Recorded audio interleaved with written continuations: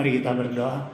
Bapa di surga, biar Engkau hadir pada saat ini Tuhan, ketika kami membuka hati kami untuk merenungkan sebagian daripada firman-Mu.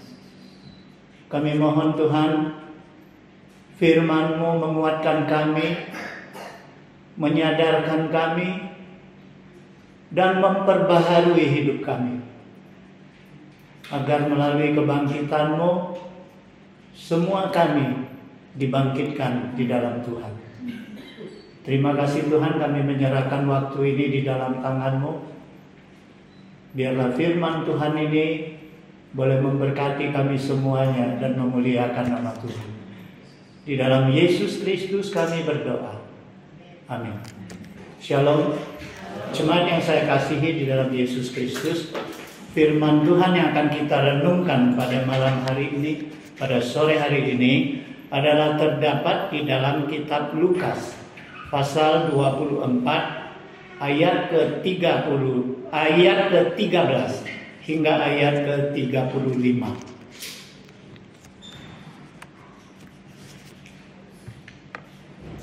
Lukas pasal 24 ayat ke-13 hingga ayat ke-35. Bila sudah mendapatkan, kita membacanya dengan cara bersaut-sautan. Pada hari itu juga, 2 orang dari murid-murid Yesus pergi ke sebuah kampung bernama Emmaus, yang terletak kira-kira 7 mil jauhnya dari Yerusalem. Dan mereka bercakap-cakap tentang segala sesuatu yang telah terjadi. Ketika mereka sedang bercakap-cakap dan bertukar pikiran, datanglah Yesus sendiri mendekati mereka, lalu berjalan bersama-sama dengan mereka. Tetapi ada sesuatu yang menghalangi mata mereka, sehingga mereka tidak dapat mengenal Dia. Yesus berkata kepada mereka, "Apakah yang kamu percakapkan sementara kamu berjalan?" Maka berhentilah mereka dengan muka muram. Seorang dari mereka, namanya Kleopas, menjawabnya, "Adakah engkau satu-satunya orang asing di Yerusalem yang tidak tahu apa yang terjadi di situ pada hari-hari belakangan ini?" Katanya kepada mereka, "Apakah itu?" Jawab mereka, "Apa yang terjadi dengan Yesus orang Nazaret? Dia adalah seorang nabi yang berkuasa dalam pekerjaan dan perkataan di hadapan Allah dan di depan seluruh bangsa kami. Tetapi imam-imam kepala dan pemimpin-pemimpin kami telah menyerahkan Dia untuk dihukum mati, dan mereka telah menantikannya. Padahal kami dahulu mengharapkan bahwa Dialah yang datang untuk membebaskan bangsa Israel. Tetapi sementara itu telah lewat 3 hari sejak semuanya itu terjadi. Tetapi beberapa perempuan dari kalangan kami telah menemukan kami. Pagi-pagi kita mereka telah pergi ke kubur dan tidak menemukan mayatnya. Lalu mereka datang dengan berita bahwa telah kelihatan pada mereka malaikat-malaikat yang mengatakan bahwa Ia hidup. Dan beberapa teman kami telah pergi ke kubur itu dan mendapati bahwa memang benar yang dikatakan perempuan-perempuan itu, tetapi Dia tidak mereka lihat. Lalu Ia berkata kepada mereka, "Hai kamu orang bodoh, betapa lambannya hatimu, sehingga kamu tidak percaya segala sesuatu yang telah dikatakan para nabi. Bukankah Mesias harus menderita semuanya itu untuk masuk ke dalam kemuliaannya?" Lalu Ia menjelaskan kepada mereka apa yang tertulis tentang Dia di dalam seluruh kitab suci, mulai dari kitab-kitab Musa dan segala kitab nabi-nabi. Mereka mendekati kampung yang mereka tuju, lalu Ia berbuat seolah-olah hendak mendesak perjalanannya. Tetapi mereka sangat mendesaknya, katanya, "Tinggallah bersama-sama dengan kami, sebab hari telah menjelang malam dan matahari hampir terbenam." Lalu masuklah Ia untuk tinggal bersama-sama dengan mereka. Waktu Ia duduk makan dengan mereka, Ia mengambil roti, memecah berkat, lalu memecah-mecahkannya dan memberikannya kepada mereka. Ketika itu terbukalah mata mereka dan mereka pun mengenal Dia, tetapi Ia lenyap dari tengah-tengah mereka. Kata mereka satu kepada yang lain, "Bukankah hati kita berkobar-kobar ketika Ia berbicara dengan kita di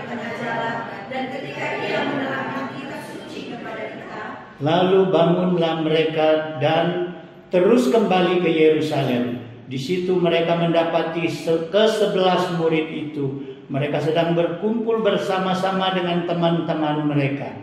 Kata mereka itu, sesungguhnya Tuhan telah bangkit dan telah menampakkan diri kepada Simon. Kita baca ayat 35 bersama-sama.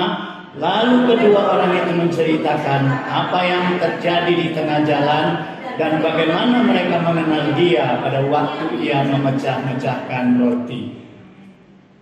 Sekian pembacaan firman Tuhan. Jemaat yang saya kasihi di dalam Yesus Kristus, di dalam pembacaan kita hari ini kita melihat ada dua orang murid Yesus. Mereka meninggalkan Yerusalem, tempat persekutuan mereka, dan menuju ke sebuah kota yang namanya Emmaus. Dan murid ini salah satunya bernama Kleopas. Kleopas ini kalau kita selidiki di kitab Injil kita, sebelumnya belum pernah disebut Kleopas ini. Jadi di daftar murid Yesus baru ini ditulis Kleopas, dan sesudahnya nanti tidak juga pernah ditulis lagi nama Kleopas ini. Jadi Kleopas ini dengan temannya, mereka ini bukan rasul yang inti dari Yesus. Karena rasul Yesus itu 12. Ya, minus Yudas satu orang, tinggal 11. Nah, Kleopas dan temannya ini sebenarnya bukan murid Yesus yang ring 1. Mungkin mereka dari ring 2, ring 3. Karena murid Yesus ada 70, ada 120, ada 500. Jadi, dua murid yang meninggalkan Yerusalem ini bukan murid inti daripada Yesus. Namun hubungan mereka dengan murid-murid inti dari Yesus itu adalah cukup baik. Karena ternyata setelah mereka pulang dari Emmaus ke Yerusalem, mereka menyaksikan apa yang mereka lihat itu. Mereka berkumpul dengan murid-murid, dengan rasul-rasul, murid-murid inti Yesus. Nah, jadi kita dapat membayangkan pada saat itu, setelah Yesus dipaku di atas kayu salib dengan tragis, murid-murid Yesus yang baik 12 rasul maupun yang 70, 120, bahkan yang 500, mereka semua dirasuk oleh satu rasa ketakutan. Namun mereka semuanya kumpul di Yerusalem. Kalau mereka berkumpul, mereka selalu kumpul di dalam ruangan yang tertutup, di rumah yang tertutup, karena mereka takut ditangkap. Nah, waktu itu murid-murid pada kecewa semua. Mereka juga bingung karena pemimpin yang mereka kasihi, yang tadinya mereka anggap adalah Mesias, anak Allah yang hidup sesuai dengan pengakuan Petrus, sekarang sudah mati dipaku di atas kayu salib. Mereka melihat dengan mata sendiri bahwa Yesus itu dikubur di Golgota, di kuburannya Yusuf Arimatia. Nah, saudara sekalian, mereka sekarang tidak tahu harus mengerjakan apa. Mereka menanti, mereka tetap bersekutu, tetapi diantaranya ada yang kecewa. Mereka pulang kampung mungkin ya. Mereka kembali ke pekerjaannya yang lama. Seperti Thomas, dia tidak lagi berkumpul dengan murid-muridnya. Entah pergi kemana dia. Dan murid-murid juga pada kembali menjadi nelayan, bekerja sebagai nelayan lagi. Nah, saudara sekalian, dua orang murid ini termasuk murid-murid yang merasa patah semangat, patah harapan. Jadi kalau dari komunikasinya, dari dialognya dengan Yesus Kristus, kita tahu mereka itu sepanjang jalan bercakap-cakap. Artinya mereka berbincang-bincang, mereka tukar pendapat. Di situ dikatakan mereka tukar pendapat. Saudara sekalian, waktu mereka meninggalkan Yerusalem, itu adalah hari yang ketiga setelah Yesus dikubur. Dan mereka pagi-pagi sekali mendengar berita yang mengagetkan mereka, mengejutkan hati mereka, bahwa dari perempuan-perempuan yang pergi ke kubur, yang mau mengurapi Yesus dengan rempah-rempah, mereka pulang mengatakan kubur Yesus kosong. Di situ nggak ada Yesusnya. Malaikat mengatakan bahwa Yesus sudah hidup kembali, sudah bangkit. Mereka merasa kaget. Nah, di dalam hati yang seperti itulah bercampur aduk. Mereka kecewa karena mereka melihat pemimpin yang mereka kasihi, yang tadinya mereka menganggap inilah Mesias, yang akan membebaskan mereka dari penjajah, yang akan mendirikan suatu kerajaan, yang membebaskan bangsa orang Yahudi, tetapi sudah mati, habislah harapan mereka. Tetapi sekarang mereka dikejutkan kabar bahwa dia sudah bangkit kembali, kuburnya kosong, dia tidak ada di kubur. Tetapi kekecewaan hati mereka itu membuat mereka menganggap bahwa Yerusalem bukan lagi tempat yang menarik, bukan lagi menjadi tempat pusat mereka memuji Tuhan di sana. Yerusalem merupakan suatu tempat yang menimbulkan menghantui hati mereka, menimbulkan kesedihan hati mereka. Tidak ada lagi yang mereka bisa harapkan dari Yerusalem ini. Mereka juga pikir berkumpul-kumpul untuk apa? Untuk apa? Pemimpin sudah nggak ada. Apa yang mau dikerjakan? Lebih baik pulang kampung. Maka diduga keras bahwa dua orang murid ini adalah kampungnya di Emmaus. Mereka tinggalkan Yerusalem, mereka pulang ke Emmaus. Tapi sepanjang jalan mereka berbincang-bincang, tukar pendapat. Apa yang mereka tukar pendapat? Pastilah mereka itu berbincang. Waduh, tadi itu ada berita kebangkitan Yesus. Apakah itu benar atau tidak? Mereka berbincang-bincang di situ. Apakah benar atau tidak? Nah, saudara sekalian, saat itulah Yesus datang menghampiri mereka. Dan dari perkataan Yesus kepada mereka, mereka ditanyai oleh Yesus, apa yang kamu bincangkan, apa yang kamu katakan. Kemudian mereka merasa aneh, kok ada orang yang di Yerusalem nggak tahu apa-apa yang terjadi di belakangan ini. Padahal kematian Yesus, penyaliban Yesus begitu menghebohkan seluruh kota itu. Seluruh negeri itu sudah heboh, tetapi orang ini malah bertanya, apa yang kamu percakapkan? Makanya Yesus dianggap orang asing. Apakah engkau orang asing yang baru masuk ke Yerusalem? Yesus bilang, ya apa yang kalian bincangkan? Kemudian mereka ceritakanlah kekecewaan mereka. Apa yang mereka sebut? Yesus orang baik. Nabi itu. Saudara sekalian, tadinya murid-murid sudah mengharapkan benar, menganggap Yesus itu Mesias. Karena Petrus sudah mengaku di depan Yesus bahwa dia adalah Mesias, anak Allah yang hidup. Dan Petrus dipuji oleh Tuhan Yesus. Karena bukan manusia yang menjelaskan kepadamu, tetapi Allah lah yang mengasih tahu kepadamu siapakah aku. Waduh, mereka berharap. Tetapi ketika mereka melihat Yesus mati di salib, maka konsep Mesias di dalam pikiran mereka batal. Mereka pikir ini bukan Mesias. Karena kalau konsep Mesias di otak mereka itu, Mesias tidak akan mati. Mesias akan membebaskan mereka. Mesias akan mendirikan kerajaan Daud kembali. Nah, ini dia mati, bukan Mesias. Hanya seorang nabi. Tapi nabi ini orang baik loh. Perkataannya, perbuatannya terpuji di hadapan Tuhan dan bangsanya. Tetapi mereka kecewa.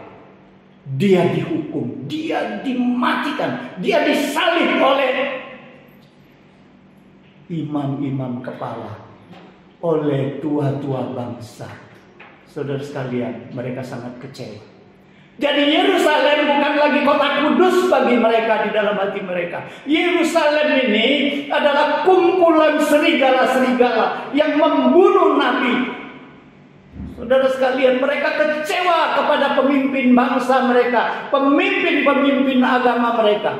Jadi mereka kecewa itu bercampur aduk. Satu, mereka trauma dengan kejadian penyaliban Yesus. Satu, mereka kecewa bahwa harapan mereka sudah punah. Maunya mereka Yesus mendirikan kerajaan, tapi punah harapannya. Sekarang mereka juga kecewa gara-gara pemimpin-pemimpin agama yang membunuh orang sebaik Yesus itu. Mereka tinggalkan Yerusalem, mereka pulang kampung. Saudara sekalian, seringkali kita ikut Tuhan, kita punya harapan. Mungkin kita sedang menderita sakit, kita mengharapkan kesembuhan dari Tuhan. Mungkin kita sedang cari pekerjaan, kita harap Tuhan buka jalan, berikan pekerjaan. Mungkin kita ada pergumulan, kita mengharapkan Tuhan lepaskan kami dari pergumulan berat ini. Kita punya pikiran, kita punya kemauan, kita punya harapan datang kepada Tuhan. Kita bahkan mempunyai ambisi datang kepada Tuhan. Bagi anak-anak muda mungkin kita datang kepada Tuhan, kita ingin cari jodoh hidup kita. Tetapi ketika kita tidak mendapatkan itu, ketika harapan kita pupus, ketika apa yang kita harapkan punah, kita selalu menjadi kecewa. Kita tinggalkan Tuhan. Tidak ada yang bisa diharapkan lagi di gereja ini. Apa yang saya harapkan kepada Tuhan itu nggak dikabulkan. Lalu kita tinggalkan Tuhan. Kita kembali kepada hidup kita yang lama. Saudara sekalian, ini peringatan kepada kita. Ini gambaran daripada kedua murid ini. Nah, saudara sekalian, seringkali juga kita dikecewakan. Orang yang kita hormati justru hidupnya tidak memberikan kesaksian. Kesaksian hidupnya buruk, banyak kesalahannya, banyak yang tidak pantas yang kita lihat di dalam hidupnya, sehingga kita dikecewakan. Seperti mereka kecewa kepada pemimpin-pemimpin agama mereka yang membunuh Yesus orang baik itu, gara-gara orang lain tidak hidup di dalam Tuhan. Mereka kecewa, mereka tinggalkan Tuhan. Mereka katakan apa? Oh, percuma jadi orang Kristen. Itu contohnya. Itu orang Kristen. Contohnya nggak baik, itu hidupnya semua kotor itu. Wah, saudara sekalian, betapa seringkali kita seperti itu. Kita anggap kesalahan orang, kita timpahkan kepada Tuhan. Padahal Tuhan tidak pernah bersalah dengan kita. Tuhan itu baik kepada kita. Tetapi karena kesalahan orang, karena tidak punya kesaksian orang, kita tinggalkan Tuhan. Oleh sebab itu hati-hati saudara sekalian. Jagalah kesaksian hidup kita. Jangan kita jadi batu sandungan bagi orang lain. Karena Yesus katakan, siapa yang mencelakakan, yang menyesatkan seorang daripada Tuhan, lebih baik gandulkan itu, batu kilangan itu, jatuhkan ke dalam laut. Tapi juga hati-hati saudara sekalian. Jangan karena batu sandungan kita tersandung dan tergeletak hanya karena kesalahan orang lain, kita tinggalkan Tuhan, kita salahkan Tuhan. Jangan, saudara sekalian, kita harus seperti Paulus katakan, tidak ada sesuatu pun yang dapat pisahkan kasihku kepada Tuhan. Saudara sekalian, Paulus mengatakan, siapakah yang bisa memisahkan kita daripada kasih Kristus? Apakah itu penindasan, ataukah itu kesesakan, atau itu penganiayaan, ataukah itu kelaparan, ketelanjangan, bahaya, atau pedang? Saudara sekalian, kita harus menjadi orang-orang yang menang oleh karena kasih Kristus kepada kita. Kita juga harus yakin bahwa apakah itu maut atau hidup, ataukah itu dari malaikat atau dari pemerintah, apakah itu yang sekarang terjadi atau yang akan terjadi, atau ada kuasa-kuasa yang dari atas maupun dari bawah, atau ada sesuatu makhluk aneh pun yang datang, tidak akan dapat memisahkan kasih kita kepada Tuhan yang ada di dalam Kristus Yesus Tuhan kita. Saudara sekalian, dapatkah kita berbuat seperti ini? Tidak ada sesuatu pun yang dapat menggoyahkan kasihku kepada Tuhan. Mau jadi apa gereja ini, aku tetap setia kepada Tuhan. Mau apa jadi jemaatnya, aku tetap setia kepada Tuhan. Mau apa jadinya pemimpinku, aku tetap setia kepada Tuhan. Mau apa jadinya jemaatku, aku tetap setia mengerjakan pekerjaan Tuhan. Saudara sekalian, tidak ada sesuatu kuasa pun yang dapat memisahkan kasih kita kepada Tuhan. Jadi saudara sekalian, jangan karena kekecewaan kita tinggalkan Tuhan. Jangan karena harapan kita tidak tercapai kita tinggalkan Tuhan. Jangan juga karena kesalahan orang lain kita tinggalkan Tuhan. Jagalah iman kita di dalam Tuhan. Kemudian kita lihat penampakan diri Yesus Kristus kepada dua orang di Emmaus ini. Saya prediksi terjadi sebelum Yesus nampakkan diri kepada murid inti pada malam harinya. Karena hari itu hari ketiga Yesus bangkit. Mereka baru dengar kabar perempuan itu pulang dari kubur. Mereka siangnya berangkat. Yesus mengejar mereka. Yesus mengejar mereka. Tujuan Yesus mengejar mereka itu adalah mau menyelamatkan mereka. Yesus mau menyelamatkan, memulihkan kekecewaan hati mereka. Yesus mau mereka jangan pulang kampung, tetap kembali ke Yerusalem menjadi saksi kebangkitanku. Yesus kunjungi mereka sebelum mengunjungi murid-murid inti. Karena pada malam harinya Yesus baru nampakkan diri kepada semua murid. Saudara sekalian, dari sini memberikan kita satu gambaran betapa di mata Yesus itu sama semua orang kedudukannya. Tidak ada yang namanya murid level 1 lebih dikasihi, murid level 2 kurang dikasihi. Tidak, di mata Yesus semua orang sama kedudukannya, sama pentingnya. Semua murid-murid sama pentingnya. Baik mereka level keberapa, mereka penting dipulihkan daripada kekecewaan. Mereka penting dikuatkan kembali semangatnya. Jadi saudara sekalian, ingat, kalau kita dibeda-bedakan di dalam gereja ini, jangan takut. Di mata Tuhan kita sama-sama rata. Di mata Tuhan kita sama dipentingkan. Di mata Tuhan, Tuhan mau memulihkan kita semuanya. Semua sakit hati kita, semua kepahitan kita, semua kedongkolan kita, di dalam Kristus sama pentingnya. Tuhan mau pulihkan semua, siapapun dia. Saudara sekalian, kemudian satu pertanyaan. Kenapa kalau Yesus datang kepada mereka, Alkitab mengatakan mata mereka seolah-olah ada sesuatu yang menutupi mereka, sehingga mereka tidak mengenal Yesus yang ada di samping mereka. Saudara sekalian, Yesus ada di samping. Pikiran kita mungkin begini. Tadi saya pikir begini. Apakah muka Yesus ini berubah, tidak mirip Yesus? Karena mereka berhadapan-hadapan. Ya. Jangan ada alasan bahwa karena di dalam perjalanan murid-murid itu tidak lihat muka orang yang mendampingi dia, enggak. Alkitab mengatakan ketika Yesus mendampingi mereka bertanya, mereka berhenti dan mereka menatap Yesus. Mereka menceritakan keadaan Yerusalem. Nah saudara sekalian, apakah muka Yesus itu berubah? Kalau mukanya berubah, apakah suaranya juga berubah? Ya, saya kadang-kadang angkat telepon, begitu orang ngomong, oh saya tahu ini Pak Toto yang ngomong. Oh ini Pak Wira, seperti tadi Pak Wira telepon. Begitu angkat saya sudah tahu, oh ini aku yang telepon. Suara. Apalagi mereka bersama Yesus 3,5 tahun. Suara Yesus tuh harus mereka sudah hafal. Jadi ketika Yesus bangkit, memang Yesus bangkit dengan tubuh yang mulia. Tetapi kalau Yesus mengubah mukanya, Yesus mengubah suaranya, untuk apa Yesus mempertahankan tanda-tanda penyalibannya? Untuk apa Yesus tinggalkan tanda paku di tangannya, di rusuknya, tanda tombak? Jadi kalau itu pun Yesus tinggalkan, maka harusnya semuanya tetap ada ciri khas Yesus di situ. Tetapi masalahnya kenapa mereka tidak kenal?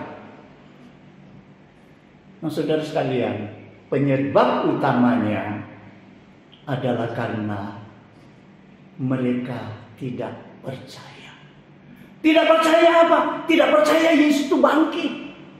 Karena mereka dengan mata sendiri melihat Yesus dikubur. Dan keterangan dari perempuan-perempuan itu, mereka datang ke kubur, mereka melihat kubur itu kosong. Yesus tidak ada di kubur. Coba kalau mereka melihat Yesus duduk di batu kubur itu, bicara kepada mereka, aku sudah bangkit. Oh, pasti mereka percaya. Tapi yang ngomong itu kan malaikat. Mereka cari-cari di kubur, nggak ada Yesusnya. Oleh sebab itu ketika Petrus mendengar laporan perempuan itu, mereka lari ke kubur. Petrus masuk duluan. Petrus melihat memang seperti perempuan-perempuan itu ngomong, ada kain kafannya, ada kain peluhnya, tetapi Yesusnya nggak ada. Jadi Petrus keluar dari kubur, hatinya, mulutnya masih menggumam. Apa ya sedang terjadi? Loh, ketika murid-murid itu diberitahukan kepada perempuan-perempuan itu bahwa malaikat ngomong Yesus sudah bangkit, mereka anggap apa? Ini omong kosong. Mereka omong kosong, nggak percaya. Mereka sudah dengar, mereka tidak percaya. Nah, saudara sekalian, Yesus sudah 3 tahun bersama mereka. Berulang kali Yesus itu menceritakan bahwa anak manusia, saya akan ditangkap dan akan dibunuh, hari ketiga akan bangkit. Bukan sekali Yesus ngomong. Tetapi kenapa mereka tidak percaya? Karena mereka lihat Yesus mati di kubur. Jadi kalau kita pastikan seseorang masih ada di kuburan, ada orang yang mirip dia, suaranya mirip dia di damping kita, apa kita anggap orang itu Yesus? Enggak.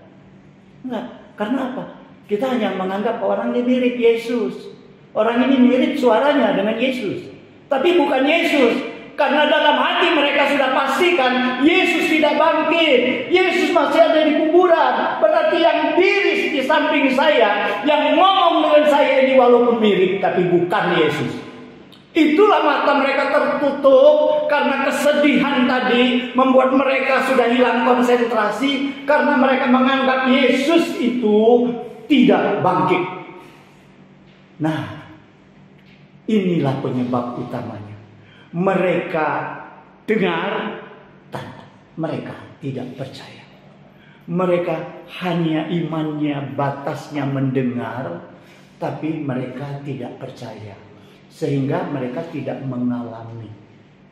Saudara sekalian, kita kan sering dengar kesaksian-kesaksian orang. Wah, ada yang sakit kanker disembuhkan. Bener loh, kita lihat loh, kita dengar loh, kita dengar. Dia mengalami mujizat Tuhan. Ada orang mengalami mujizat Tuhan, kecelakaan, sudah bolak-balik dia, tapi dia nggak cedera, nggak apa-apa. Kita dengar dan kita lihat. Tapi kita tidak mengalami. Seperti itulah gitu. Kalau kita cuma dengar, kita tidak percaya, maka kita tidak akan mengalami seperti orang itu. Saudara sekalian, iman yang hanya mendengar dan tidak percaya, itulah sebabnya kenapa ketika Thomas, dia absen dari murid-murid. Tapi ketika dia kumpul dengan murid-murid katakan, Thomas, semalam Yesus itu nampakkan diri loh, Yesus bangkit. Dia tunjukkan tangannya kepada kita. Thomas bilang apa? Dia udah dengar kan? Sudah dengar kan? Orang menyaksikannya sudah kan? Tapi dia bilang, kalau aku tidak lihat sendiri, kalau tidak aku pegang sendiri bekas lukanya, aku tidak percaya. Nah, itulah sebabnya Yesus katakan apa? Berbahagialah orang yang belum melihat tapi percaya. Nah, inilah konsep percaya yang harus percaya dulu baru melihat. Tetapi manusia selalu mau lihat dulu baru percaya. Saudara sekalian, hari ini kita sudah lihat Yesus belum? Belum pernah. Kita pernah lihat Tuhan? Belum pernah. Kita pernah dengar tentang Tuhan? Sering. Kita dengar firman Tuhan? Sering. Kita dengar khotbah-khotbah orang? Sering. Kesaksian-kesaksian orang? Sering. Percaya enggak kita? Percaya enggak? Apakah kita seperti Thomas?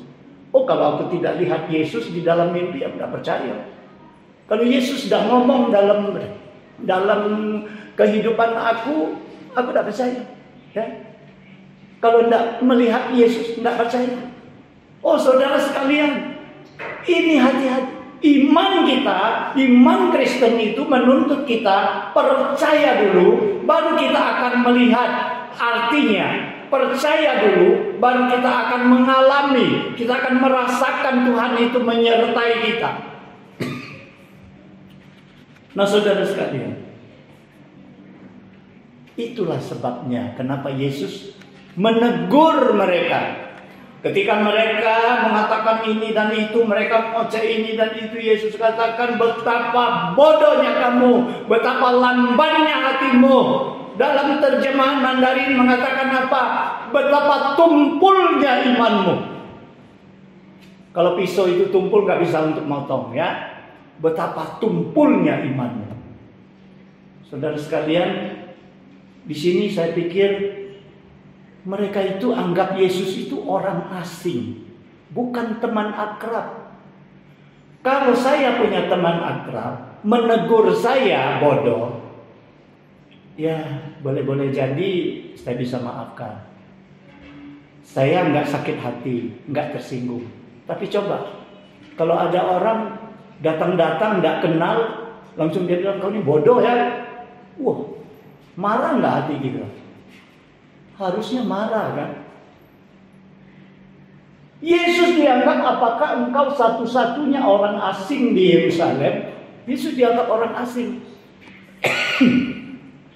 Tiba-tiba setelah mereka cerita-cerita, Yesus bilang, kamu orang bodoh, betapa lambannya hatimu. Wah, sakit hati harusnya. Tetapi apakah mereka sakit hati? Kita lihat di belakang ayat-ayat itu. Mereka ngomong apa? Wah, pantesan ya. Ketika dia ngomong dengan kita di jalan, hati kita berkobar-kobar. Berkobar-kobar, bukan sakit hatinya berkobar-kobar. Berkobar-kobar. Ketika Yesus pura-pura ngomong, saya lanjutkan perjalanan ya, selamat tinggal. Oh, mereka bilang jangan, tinggal. Oh, saudara sekalian, kalau mereka sakit hati, wah, amit-amit. Cepet-cepetlah tinggal. Cepet-cepetlah. Nah, saudara sekalian, di sini kita harus mempelajari satu pelajaran, saudara sekalian. Kalau kita ditegur orang, jangan mudah sakit hati. Ingat, ya. Kita harus tahu teguran itu berdasarkan apa, bermotivasi apa. Kemudian satu lagi kita harus pelajari, bagaimana caranya kita menegur orang sampai orang tidak sakit hati. Oh, ini ilmu yang harus kita pelajari.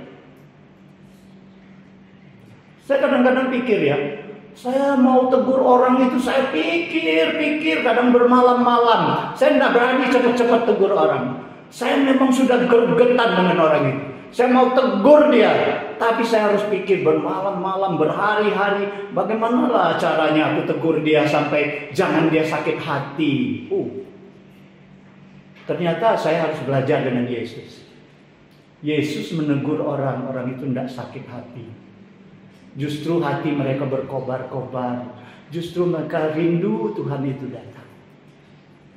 Ini ilmu yang harus kita pelajari. Ya. Kalau ilmu dunia, ya kita sering ya tegur orang harus pakai kata-kata yang lembut. Tegur orang harus punya motivasi kasih. Karena apa? Menegur orang kita punya resiko dibenci orang. Ngapain kita tegur orang? Bakal dibenci.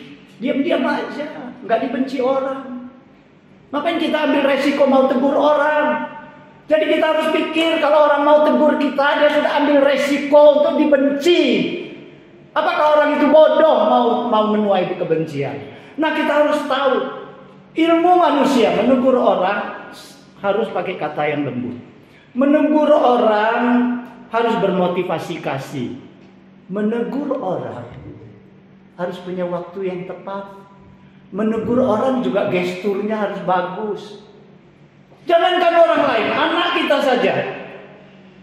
Kadang sudah gergetan, yang itu sering-sering marah dengan anak. Kau ini, oh, gestur kita seperti itu kan? Kau ini, oh coba bayangkan anak kita suka nggak? Akhirnya anak kita menjauhkan diri daripada kita. Kenapa? Karena gestur kita, cara kata-kata keluarnya kasar, gestur juga kasar. Nah, saudara sekalian, ini ilmu manusia. Belajarlah dengan Tuhan. Sebelum kita menegur orang, berdoalah. Mohon Tuhan berikan kita hikmat. Karena hikmat Tuhan akan membuat kita menegur mereka, sehingga mereka juga tidak sakit hati. Ingat, kalau ditegur, jangan mudah sakit hati. Karena orang mau menegur kita, dia punya risiko dibenci. Tidak ada orang yang mau dibenci. Kalau dia mau ambil risiko dibenci, berarti dia ada sesuatu tujuan. Dia mengasihi kita. Alkitab mengatakan, kepada orang yang dikasihinya, mereka ditegur, mereka dicambuk, mereka dihajar. Saudara sekalian, itulah firman Tuhan yang kita bisa dapat dari tegur menegur. Nah, akhirnya mereka sudah mau tiba di Emmaus. Sudah mau tiba di Emmaus.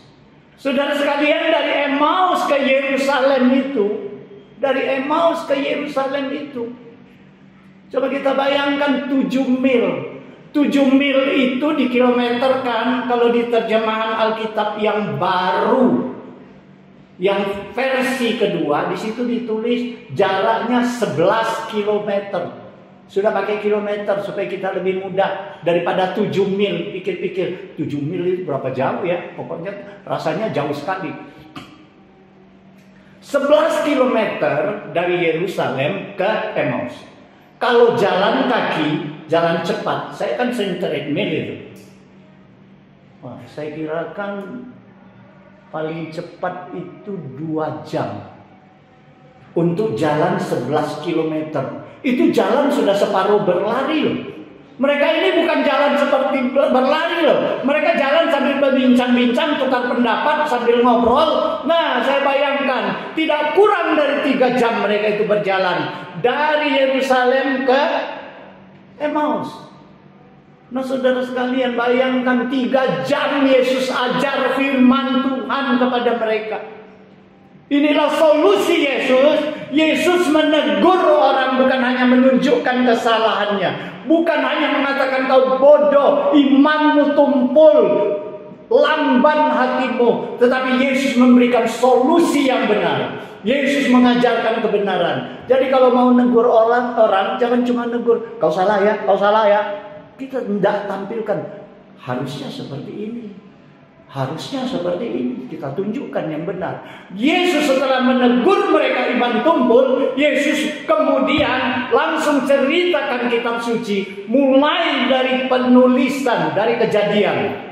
Kalau Pak Teguh tadi ngomong 300 lebih nubuat yang Yesus genapkan. Saudara sekalian bayangkan ya.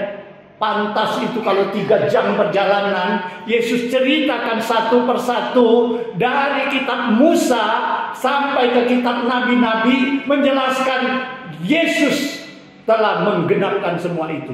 Yesus adalah Mesias. Yesus sudah bangkit. Tapi sebelum dia dimuliakan, dia harus menderita dulu. Dia harus mati dulu. Itulah firman Tuhan. Bayangkan saudara sekalian, 3 jam Yesus ceritakan firman Tuhan. Hati mereka masih berkobar-kobar. Coba kita khotbah lewat setengah jam udah mulai ngantuk, pantatnya udah mulai bergerak-gerak ya. Kalau 1 jam sudah mulai ngoceh-ngoceh di belakang. Kelamaan ini khotbahnya kelamaan. Oh, ini jadi pikiran bagi saya. Saya yang selalu berdiri di sini sampai yang firman Tuhan, saya bukan belajar kepada jemaat ngoceh-ngoceh kalau kelamaan, enggak. Saya justru mau belajar apa? Bagaimana saya menyampaikan firman Tuhan, walaupun lama hati orang mendengar itu masih berkobar-kobar.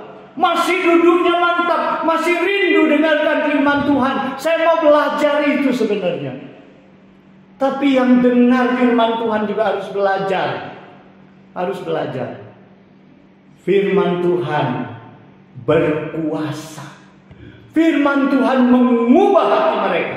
Dari tidak percaya sampai percaya. Dari matanya tertutup sampai matanya terbuka. Saudara sekalian, inilah kehebatan Kristus. Dan dia katakan bahwa firman Tuhan itu berkuasa. Sekarang Tuhan Yesus sudah pergi. Jangan kita harapkan Tuhan Yesus tunjukkan mujizat di sini. Tapi ingat, firman Tuhan itu berkuasa. Memulihkan orang, menyembuhkan orang, membangkitkan semangat orang. Firman Tuhan itu jangan dianggap sepele. Firman Tuhan itu berkuasa. Oleh sebab itu dengar firman Tuhan, pasang telinga, buka hati supaya kita mengerti firman Tuhan, dan firman Tuhan itu mengerjakan pekerjaannya. Yesus sudah mau sampai ke Emmaus. Hari sudah malam, matahari sudah mau terbenam. Itu kira-kira jam berapa? Sudah mau maghrib. Yesus pura-pura. Yesus katanya seakan-akan. Ya, seakan-akan Yesus mau meninggalkan mereka. Kalau kata seakan-akan berarti Yesus sebenarnya masih mau tinggal dengan mereka. Kenapa Yesus seakan-akan? Di sini mengatakan kepada kita Yesus memberikan kebebasan. Yesus memberikan kebebasan kepada orang setelah mereka mendengarkan firman Tuhan, setelah mereka melihat saksi-saksi yang hidup, setelah mereka melihat pengalaman-pengalaman orang, setelah mereka mendengarkan firman Tuhan, mendengarkan banyak khotbah hamba-hamba Tuhan, setelah mereka mengerti tentang firman Tuhan, apakah hati mereka punya kerinduan menerima Tuhan, percaya kepada Tuhan, mengundang Tuhan datang bersama-sama mereka. Itu yang mau Yesus tes kepada mereka. Oleh sebab itu Yesus seakan-akan bye-bye dengan mereka, tetapi mereka menahan dengan keras supaya Yesus tinggal bersama-sama mereka. Nah, saudara sekalian, bukan hanya mengundang Yesus tinggal bersama-sama, tetapi di dalam makan bersama-sama itu, Yesus mengambil inisiatif, memecahkan roti, membagi-bagikan kepada mereka. Saudara saya, itu pekerjaan tuan rumah atau pekerjaan tamu? Tuan rumah, saudara sekalian. Yesus itu tamu, diundang, datang, yuk makan sama-sama. Tetapi akhirnya Yesus jadi tuan. Yesus memberkati, memecahkan roti, memberkati, membagikan kepada mereka. Nah, saudara sekalian, ketika itulah maka penutup mata mereka itu terbuka. Saudara sekalian, Wahyu Yohanes mengatakan demikian. Lihat, aku berdiri di muka pintu dan mengetok. Jika ada orang yang mendengar suaraku dan membukakan pintu, aku akan masuk mendapatkannya, dan aku makan bersama-sama dia, dan ia bersama-sama aku. Saudara sekalian, Tuhan Yesus tidak pernah mau mendobrak hati kita masuk dengan paksa, tetapi dia nunggu apakah kita membuka pintu hati kita. Karena dia setiap saat mengetuk hati kita. Apa kita membuka pintu hati? Apakah kita mengundang Yesus hanya jadi tamu? Atau kita undang Yesus dalam kehidupan kita menjadi Tuhan di dalam hidup kita?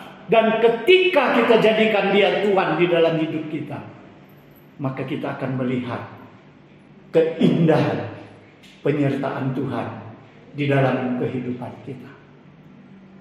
Saudara sekalian, pada saat mereka mengenal, oh ternyata ini Yesus. Pada saat mereka sudah pastikan Yesus benar bangkit, ini benar Yesus, Yesus menghilang. Saudara sekalian, saya pikir, kenapa Yesus harus menghilang? Yesus banyak pekerjaan. Yesus bukan gila hormat. Karena Yesus tahu ketika mereka mengenal dia, pasti mereka bersujud di situ, pasti mereka menyembah dia. Yesus tidak perlu itu. Yesus banyak pekerjaan yang lain. Walaupun 40 hari setelah Yesus bangkit, Yesus menampakkan diri kepada muridnya. Kita bayangkan lama benar ya. Yesus mau nampakkan murid saja 40 hari. Di dalam Alkitab hanya mengatakan berapa kali penampakan? 3 kali kah? 4 kali kah? Masa harus 40 hari? Saudara sekalian, saya bayangkan ya, 40 hari Yesus menampakkan diri. Tidak semuanya dicatat oleh murid-murid. Tidak semuanya dicatat di dalam kitab Injil. Karena ada satu mengatakan ketika mereka lapor kepada rasul-rasul, Rasul-rasul sedang cerita bahwa Yesus nampakkan diri kepada Simon. Saudara, kapan ada tulis Yesus nampakkan sendiri kepada Petrus? Kita tahunya Petrus masuk ke kuburan, keluar masih saksi apa yang telah terjadi. Sudah itu enggak.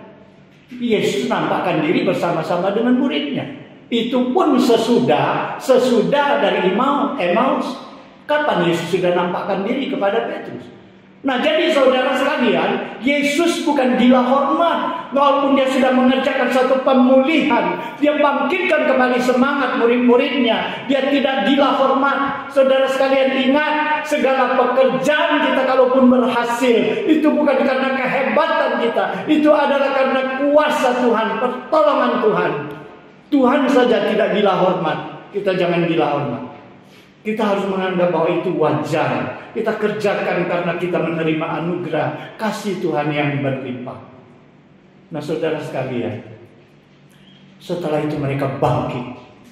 Mereka nggak jadi pulang kampung. Tadinya mereka datang dengan kekecewaan yang berat, dengan muka yang masam.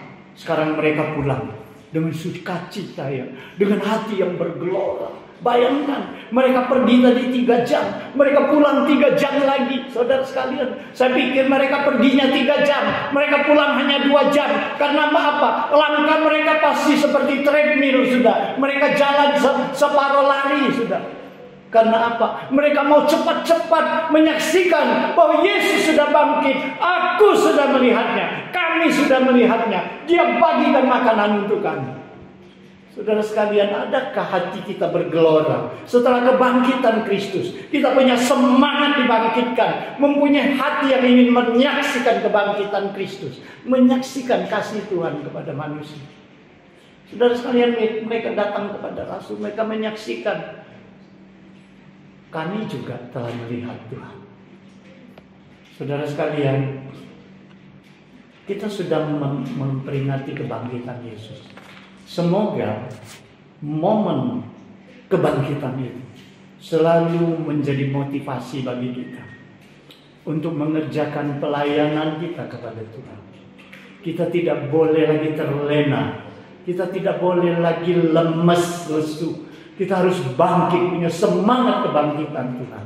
Dimanapun kita didudukkan di gereja ini, sebagai jemaat, sebagai majelis, sebagai pengurus, sebagai hamba Tuhan, kita semua harus bangkit di dalam memuliakan Tuhan, bangkit menjadi saksi Tuhan. Kita tinggalkan semua kepahitan, tinggalkan semua kekecewaan kita, dengan semangat bersatu untuk memuliakan nama Tuhan, untuk memenangkan jiwa lebih banyak lagi. Semoga firman Tuhan hari ini memotivasi kita semua, agar kebangkitan Kristus sekali lagi tidak sia-sia, tapi membangkitkan kita. Kita berdoa. Bapa di surga, kami bersyukur kepada-Mu. Kami mohon firman-Mu yang sudah disampaikan selalu akan berkumandang kepada Tuhan.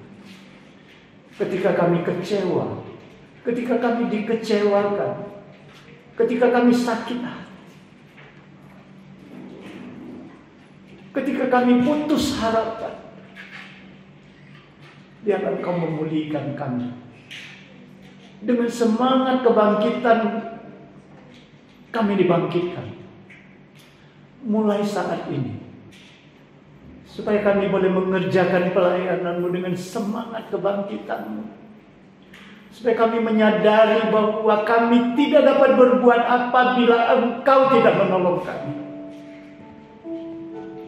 Terima kasih Tuhan untuk firman-Mu. Di dalam Yesus Kristus kami berdoa. Amin.